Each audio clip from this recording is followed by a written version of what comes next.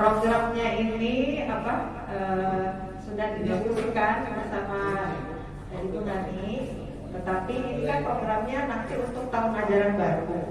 Tetapi kata Ibu kan tidak usah menunggu nanti. Nah, jadi kita coba untuk menerapkannya nanti setelah selesai Lebaran ya, Pak Idris ya, karena ini berkaitan dengan adiwiyata, kemudian dengan kantin, kemudian satu lagi dengan Pak Idris UKS ya. Nah, di sini programnya adalah saya beri judul di sini programnya Sampahku Karyaku. Karyaku ini otomatis dari sampah itu siswa bisa menghasilkan karya, baik dari sampah organiknya maupun sampah non organiknya seperti itu. Nah, tetapi untuk fokus kita di jangka pendeknya adalah yang pertama tadi mengurangi sampah. Nah,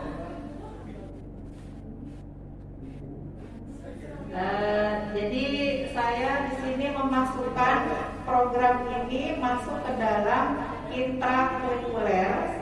Intrakurikuler berarti berhubungan dengan mata pelajaran PLH. Ya, kemudian masuk kokurikuler. Kokurikulernya itu berarti di luar jam pelajaran. Otomatis kalau untuk sampah berarti pengolahan sampahnya bisa pada saat jam istirahat ataupun setelah nanti pulang sekolah. Jadi awalnya ini latar belakang dari program ini tadi bahwa adanya permasalahan yang semakin meningkatnya jumlah dan penumpukan sampah yang tidak terkendali dikarenakan terhentinya suatu program sekolah adiwiyata yang memang dulunya kita pernah menjalankan ini ya Pak Budi ya. Kita sebelum pandemi kita melaksanakan ini kan. Nah, jadi kita gali kembali program tersebut untuk mengurangi dampak sampah agar terkendali. Kemudian nah, di sini dalam rangka meningkatkan semangat kedisiplinan, motivasi dan tanggung jawab seluruh warga sekolah akan pentingnya kebersihan, kesehatan dan penghijauan. Ini masuk ke adiwiyata. Kemudian gambaran kegiatan yang akan dilakukan. Karena untuk mulai dari kurikulum merdeka itu, nah semua program itu harus berdampak pada atau mencoba untuk menciptakan kepemimpinan murid. Jadi semuanya itu dikelola oleh murid gitu ya. Jadi memang harus mencoba menumbuhkan kepemimpinan murid. Kemudian ini membawa alat makan langsung dari rumah untuk keperluan saat istirahat, untuk jajan di kantin dengan tujuan untuk mengurangi sampah. Kemudian murid dapat mencuci alat makannya agar bersih saat dibawa kembali ke rumah. Kepemimpinan murid yang dapat terlihat dari aksi pemilihan sampah ini untuk program selanjutnya. Kemudian, di sini karena yang ditekankan adalah kepemimpinan murid, maka di sini yang berkecimpung adalah murid sendiri. Di sini ada agen bersih dan sehat. Jadi setiap kelas, mungkin kelas tinggi bisa ya. Kalau kelas rendah mungkin belum bisa ya. Kalau kelas 1 gitu, kelas 2, kelas 3 sudah bisa Pak Idris ya. Nah, jadi kita berdasarkan jadwal piket bisa agen bersih dan sehat namanya, atau boleh diganti sesuai kesepakatan aja. Seperti itu. Kemudian dijadwalkan seminggu sekali. Setiap agen bersih dan sehat itu dapat mengawasi kelasnya pada aksi pemilahan sampah dalam bentuk laporan kedisiplinan. Nanti dibuatkan untuk penilaiannya berupa rubrik penilaian kedisiplinan ya untuk pemilahan sampah. Nah, di sini mencatat dan menghitung jumlah sampah yang dihasilkan dari kelasnya masing-masing untuk dilaporkan. Setiap kelas akan diberikan penghargaan bagi sampahnya yang mengalami pengurangan yang cukup signifikan. Nah, jadi ini nanti alur atau bagaimana program ini dijalankan. Itu gambarannya seperti itu. Nanti kelanjutannya nanti kita buat tim ya melalui Bapak Adi itu. Kemudian nah ini untuk jangka pendeknya membawa alat makan dan memilah sampah basah dan kering. Nah, jangka pendek ya. Kemudian nah di sini guru, karena ini berkaitan dengan semua aset yang ada di sekolah. Kita lihat dulu yang aset. Nah, ini aset sekolah yang pertama adalah ini manusia, kemudian sosial, kemudian ada fisik, agama dan budaya, politik dan lingkungan alam, serta yang terakhir adalah finansial. Jadi kita mengerahkan semua aset sekolah yang ada. Kalau manusia ini jelas ya harus terlihat gitu. Nah, kemudian dari situ tadi untuk program atau jalannya gambaran program sudah ini ya, sudah terbayang ya. Pak Edis gimana? Udah terbayang kan gambarannya tadi? Jadi benar-benar siswa yang dilibatkan baik dalam hal kedisiplinannya itu kita jadi yang sebagai agen sehat dan bersihnya itu yang patroli di kelasnya masing-masing. Tiap jadwal mau jadwal piket ataupun yang seminggu sekali boleh, tergantung kelasnya masing-masing membuat jadwalnya seperti apa. Dan yang menilai tentang kedisiplinan temannya itu pun kita libatkan siswa yang menjadi piket itu, yang kita sebut sebagai agen bersih dan sehat. Ya, oke. Mungkin nanti yang si agennya itu yang tiap piketnya bisa dikasih selempang ke sini, karena sebagai patroli setiap hari-harinya bisa seminggu sekali berubah ataupun bisa sehari sekali. Sesuaikan dengan kelompok piket boleh. Ya, jadi mereka yang menilai, kemudian mereka yang mendisiplinkan, kemudian baru tugas kita apa? Yang tadi di belakang sebelumnya.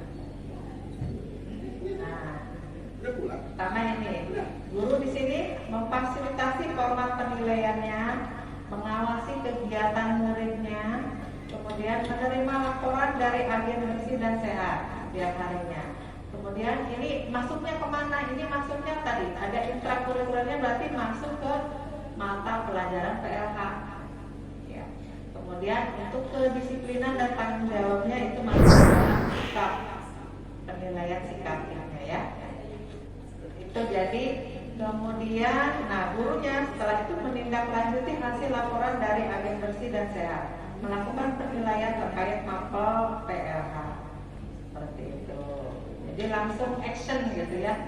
Oh, inilah pelajaran PLH itu seperti ini, maksudnya seperti ini, tentang bagaimana kita mengelola sampah sampai pada bisa menghasilkan sampah gitu ya. Oke? Oke, jadi ada pertanyaan? Nah, kemudian kepala sekolah mengawasi kegiatan sampahku karyaku, mengevaluasi kegiatan, memberikan penghargaan kepada kelas yang berhasil mengurangi sampah kelas yang memiliki sampah paling sedikit. Jadi itu nanti mungkin yang akan dikasih penghargaan bisa sebulan sekali ya. Kemudian kolaborasi dengan orang tua. Ini orang tua juga merupakan aset manusia atau sumber daya manusia. Mempersiapkan alat makan dari rumah dan mengawasi aksi murid ketika berada di rumah. Masyarakat, nah ini juga perlu kita kerjasama dengan masyarakat sekitar. Misalnya kalau misalnya pedagang ini, nah kita sampaikan bahwa si Kota 4 memang punya program ini Sampahku Karyaku untuk mengurangi sampah. Jadi ketika siswa ingin jajan, kalau tidak membawa alat makan tidak bisa dilayani seperti itu. Jadi harus bawa alat makan sendiri. Kalau beli minum, beli wadah minumnya sendiri, baru bisa dilayani. Kalau misalnya tidak membawa peralatan seperti itu, tidak bisa dilayani. Jadi kita memang awalnya memang kita harus bekerja sama dengan masyarakat setempat, masyarakat pedagang, gitu ya. Mungkin yang daerah-daerah sini depan ini sama belakang. Nah, seperti itu. Jadi kerjasama. Nanti membentuk kerjasamanya seperti itu. Kemudian ini tidak bisa dibahas. Ini tadi kekuatan potensi manusia tadi ya, mengembangkan. Udah tadi kan gambarannya sudah seperti itu. Maksudnya Potensi murid ini kan secara teori ya, konsep yang mau dikedepankan di sekolah kita ini apa? Ini kita kalau pedagang di luar kita atur kan itu udah di luar pada sekolah bisa sih kita memberikan sosialisasi, tapi kan kita tidak bisa mengatur secara mutlak. Berarti kan yang harus kita konsep betul-betul adalah kasus kita nih. Ya, kasus kita. Nanti berarti tugasnya yang bagian kantin dan membentuk guru PKR gitu kan. Ini kan gambaran programnya nanti ke depannya, nanti Pak Idris beserta kru ini harus membentuk tim khusus gitu kan. Nah, kemudian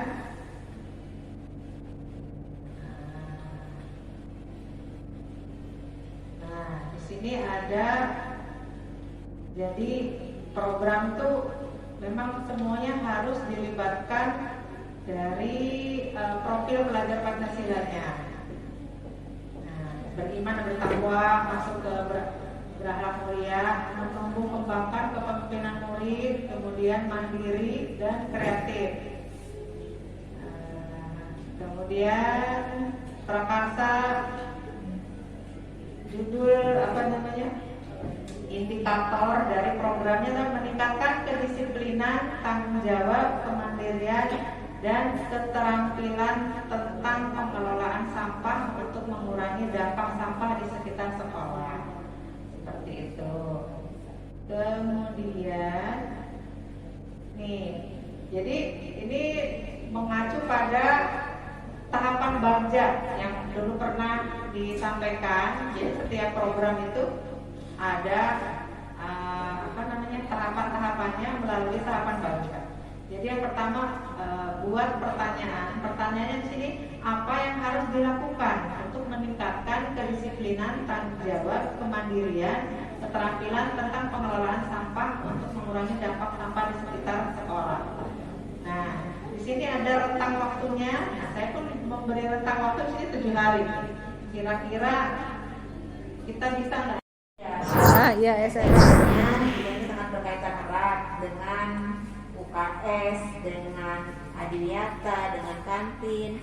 Ya Bu Dokter ya, mungkin UKS-nya juga tolong dibuat programnya dari keempat unsur ini dijadiin satu gitu Pak. Adiwiyata, kantin, SLA sama UKS dijadikan satu ikatan, membuat program, dibuat job kerjanya, berkolaborasi buat job kerjanya. Kemudian karena kita akan menerapkan ke anak-anak, dan ini nanti sasarannya adalah anak-anak bukan kita, sasarannya anak-anak, maka untuk penertiban kebersihan dan pola makan anak-anak itu perlu ada sosialisasi dengan pedagang-pedagang di depan Pak. Jadi di depan itu harus diberitahu kalau anak-anak jajan harus bawa tempat. Jika tidak bawa tempat, nggak usah dikasih. Tuh. Kira-kira sulit nggak tuh? Kita dari dalamnya dulu Bu, harus dari dalamnya kita dulu nih, konsep kantin kita berarti konsep kayak jualan SS misalnya gitu. Berarti jangan pakai ada wadah gelas-gelasan, jadi harus ada jumbo box, ada yang melayani anak bawa gelas.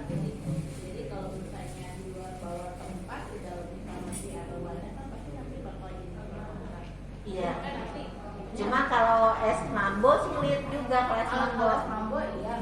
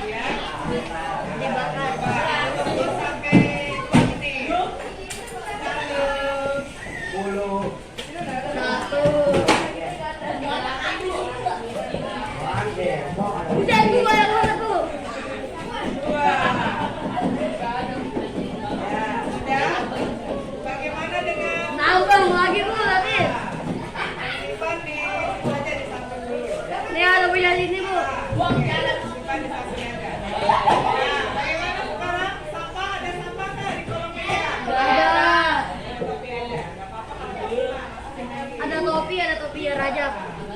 Ada sampah? Yang ada sampah, sampahnya harus dikemanakan? Dibuang. Apakah kolam meja itu tempat sampah? Bukan. Jadi yang betul di mana nanti? Ada tempatnya. Oke, sudah? Ya.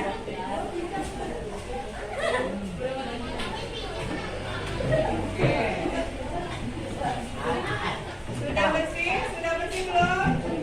Sudah bersih kolomnya? Nah, ya. Sandra masih.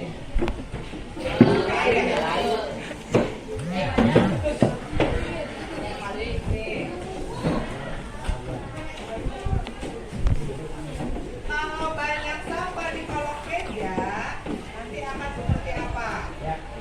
Sampah menumpuk. Sampah. Nyamuk. Kalau banyak nyamuk, nyamuknya mau ngapain? Bertelur. Gigit? Gigit manusia. Pastinya dia mau juga cari makan. Cari makannya dengan cara Menggigit manusia. menggigit manusia. Kalau nyamuknya tidak punya virus, nggak apa-apa, cuma bentol doang. Tapi bagaimana kalau nyamuknya membawa Terus. virus apa tuh? DBD. DBD. Corona. Yang rugi siapa? Yang rugi siapa? Karena kelas bawah, ya, kelas untuk bawah sana, kelas berapa? 4. 3D, betul. Oh iya lu pasti. Ya. Itu sebelum puasa kemarin, sudah ada yang kena DBD. Dan kalian periksa di samping kelasnya ada apa? Sampah. Ada tempat pembuangan sampah. Nah, harusnya tempat pembuangan sampah itu kita apakan ya? Bersihkan. Pertama, dari kelas kita dulu. Dari kelas, sampah harus diapakan? Dibersihkan. Harus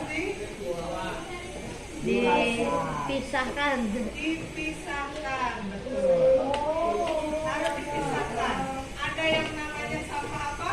Organik. Organik. Sampah organik contohnya seperti apa, Kineta? Organik. Sampah organik. Hah? Sisa-sisa makanan atau bisa juga disebut sampah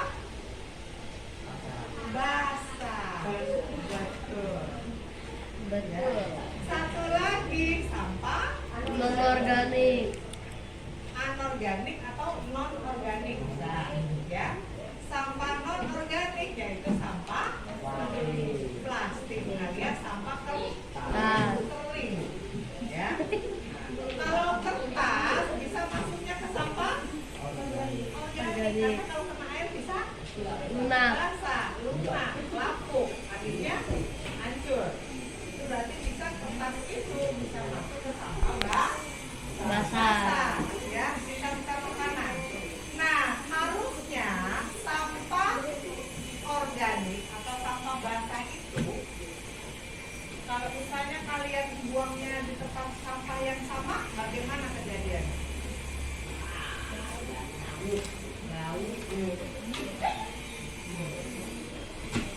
Dapat kalian bayangkan bagaimana siswa kelas 3D yang di sampingnya adalah tempat pembuangan akhir sampah di SDN Semangat 4. Semua sampah pure ke situ. Mau organik, non organik masuk semua ya. Padahal sampah yang basah itu bisa Bahayakan, membaukan. membusuk dan akhirnya mengeluarkan aroma yang tidak Sedap. ya kan? Harusnya diapakan yang sampah itu? Dipisahkan. Dipisahkan Neng, ya. Jangan sampah sampah ada blok langsung ke mesin, ya. Iya. Gitu. Harusnya sampahnya dipisahkan. Ya. Siap. Pernah kan kalian berpikir bahwa sekolah atau kelas kita inginnya menjadi seperti apa? Yang kalian bisa belajar dengan nyaman, aman. Kelas yang seperti apa? Kelas yang seperti apa? Kelas yang seperti apa? Yang bersih. Kalau pengennya yang bersih, yang jaga kebersihan siapa? Masanya dia suka tani tujuh, jauh-jauh sini nyapu kelas kita, nggak mungkin, ya kan? Iya. Kita pengen punya kelas yang Bersih. bersih, yang nyaman, yang sehat. Iya. Tapi kitanya buang sampahnya masih Sembarangan. sembarangan. Apakah kita akan memiliki kelas yang sehat? Tidak. Ya kan? Iya. Masa dari SDN Sematan 5 ke sini mau memilah sampah SDN Sematan 4? Mungkin gak sih? Enggak. Gak mungkin, ya kan? Siapa yang harus seperti itu? Siapa? Kita. Kita, ya? Iya. Betul? Betul. Betul? Betul. Ya. Jadi harus mulai dari diri Sendiri. merubah pertama gaya hidup.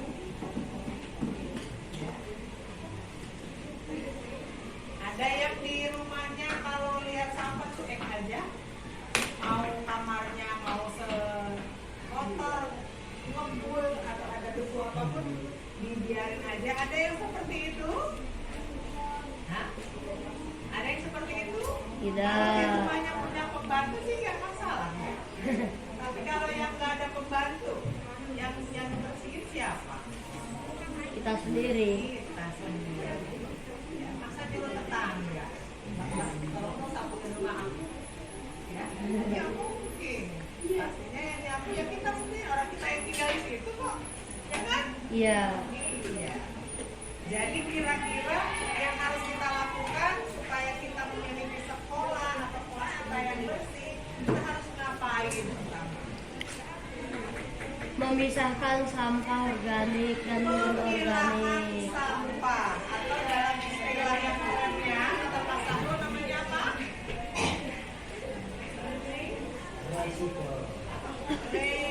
Reduce. Atau tulisannya redus, pemilahan Sampah. Nah, masalahnya adalah Ah. sekarang kita berpikir, coba kalian berpikir bagaimana supaya kelas kita tidak Banyak ada sampah, atau kelas yang kelas 1 juga di kelasnya supaya tidak punya sampah, bagaimana? Dibersihkan. Bersihkan supaya kita tidak punya sampah. Bagaimana? Membawa tempat makan sendiri. Kok Hafiz pinter sih? Tepuk tangan dong. Aku juga jawaban Hafiz. Membawa. Tempat makan sendiri.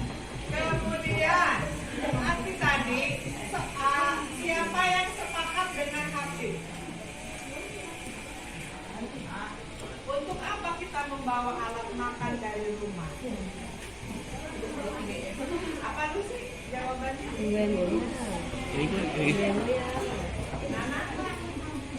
Mengurangi sampah. Lucy jawabannya apa? Sama. Iya, tepuk tangan buat Lucy dan Nana. Coba sekarang kita tanya balik lagi.